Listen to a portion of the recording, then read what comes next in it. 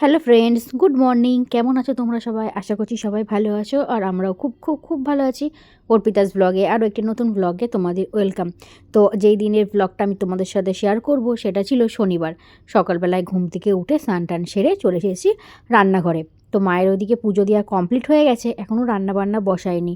রান্নাবান্না বসাবো, ভাবলাম আগে একটু চা খেয়ে নিই। আমি না প্রত্যেক দিন কিন্তু চা খাই না, মানে যেদিনকে আমার ইচ্ছা হয় সেদিনকে আমি চা খাই, আর যেদিনকে ইচ্ছা হয় না সেদিনকে আমি চা খাই না। কিন্তু আগে কিন্তু মানে দিনে দুবারই চা খেতাম, সকালেও খেতাম আর বিকালেও খেতাম, কিন্তু এখন আর ভালো লাগে না। তো ওইদিকে বরমশাই দেখো এনেছিল পাউরুটি। তো মা হচ্ছে লিকার চা খায়, বাড়ির মধ্যে আমি শুধু একমাত্র দুধ চা খাই, তাছাড়া কেউ দুধ চা খায় না, সবাই লিকার চা খায়। আর দিদিভাই তো চা খায় না, দিদিভাই যেদিনকে হয়তো ইচ্ছা হয় সেদিনকে একটু চা পাউরুটি দিয়ে খাই।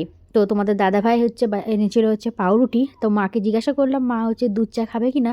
তা মা বললো যে দুধ চা আজকে খাবে। তাই দেখো এখানে দুজনের জন্য 2 কাপ চা বসিয়েছি। আর একটা জিনিস দেখো, আমাদের রান্নাঘরটা মানে গ্যাস টেবিলটা অনেক দিন হয়ে গেছিলো, ভেঙে গেছিলো, তো ঠিক করা হচ্ছিল না। আমি তো গেছিলাম বাড়িতে, আর এর মধ্যে কিন্তু গ্যাস টেবিলটা দেখো ঠিক করা হয়ে গেছে।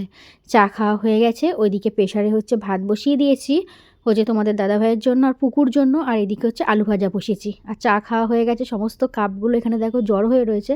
তো কাপগুলো কিন্তু এখন মেজে নেবো, আগে ভালো আলুটা ভাজা হয়ে যাক তারপরে। আর এইদিকে দেখো মা কিন্তু মানে এইদিকেও আজকে রান্নাবান্না হবে। তো কেন রান্নাবান্না হবে সেটা আমি তোমাদেরকে একটু পরে বলছি।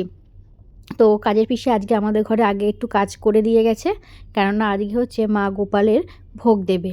যেহেতু শীতকাল পড়েছে অনেক দিনই হলো, আর এই শীতের মধ্যে না গোপালকে পিঠে বানিয়ে দেওয়া এখনও কিন্তু হয়নি। আর যেহেতু আজকে শনিবার ছিল, তাই দিদিভাই বললো যে আজকে গোপালের ভোগটা দিয়ে দিতে। তো এই জন্য আজকে হচ্ছে গোপালের ভোগ দেওয়া হবে, তারপরে হচ্ছে পিঠে পায়েস এইগুলো বানানো হবে। তো এই জন্যই হচ্ছে ওইদিকে আমাদের রান্নার দিকে হালকা পাতলা রান্না, মানে সকালে হচ্ছে তোমাদের দাদা ভাইয়ের জন্য আর পুকুর জন্য ভাত বসিয়েছি, আর আলু ভাজলাম।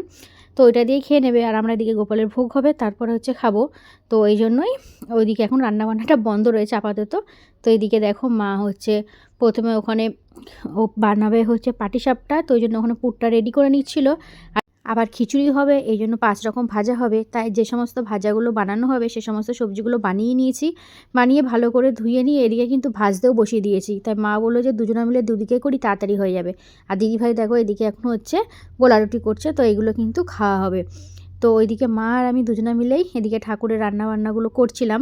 তো দেখো ওইদিকে হচ্ছে আমাদের কিন্তু 5 রকম ভাজা হয়ে গেছে। মায়ের এদিকে এখন হচ্ছে মালপোয়া বানাচ্ছিল, মালপোয়া বানানো হয়ে গেছে, মা এখন বানাচ্ছে পাটিসাপটা। আর এইদিকে আমি বসিয়ে দিয়েছিলাম পালং শাক। তো এইগুলো হয়ে গেছে, তারপরে কিন্তু এখন বানাবো হচ্ছে লুচি। আর পাটিসাপটা মালপোয়া এগুলো বানাতে কিন্তু অনেকখানি টাইম লাগে। তা মা ঠাকুরের জন্য মালপোয়া বানিয়ে নিয়েছে, আর বেশ কিছুটা মানে মালপোয়া বানানোর জন্য যে ব্যাটারটা রেডি করতে হয় সেটা রেখে দিয়েছি। তো ভাবলাম সেটা রান্নাবান্না হয়ে যাক আমাদের, পরে আবার সেগুলো ভেজে নেবো, নাহলে অতগুলো মালপোয়া ভাজতে না অনেকক্ষণ টাইম লেগে যাবে। তো ওইদিকে হচ্ছে মা এখন পাটিসাপটা করছে, আর আমি এদিকে হচ্ছে লুচিগুলো ভাজছি। তো বেশ অনেকখানি টাইম হয়ে গেছে, রান্নাবান্নাও হয়ে গেছে। চলো গোপালকে ভোগ দেওয়ার জন্য যা যা রান্নাবান্না হয়েছে তোমাদেরকে দেখাই।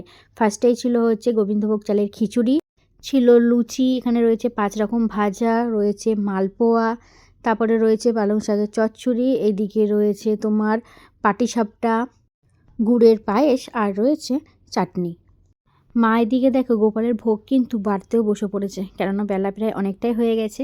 তো যা যা রান্নাবান্না হয়েছিল সবটাই আমি তোমাদেরকে দেখালাম। তো মা এখন এখানে গোপালের ভোগটা বাড়ছে, তারপরে কিন্তু গোপালের সামনে সেটাকে নিবেদন করা হবে। শীতকাল মানেই তো পিঠে পুলি পায়েস এসব খাওয়ার দিন, তাই না? তো আমরা যেমন খেতে ইচ্ছা করে গোপালেরও তেমনি তো খেতে ইচ্ছা করে, কি ঠিক বললাম তো? প্রত্যেক বছর এই মা শীতকালে গোপালকে এরকম পিঠে তারপরে হচ্ছে পায়েস মালপোয়া এরকম বানিয়ে কিন্তু গোপালকে দেয়।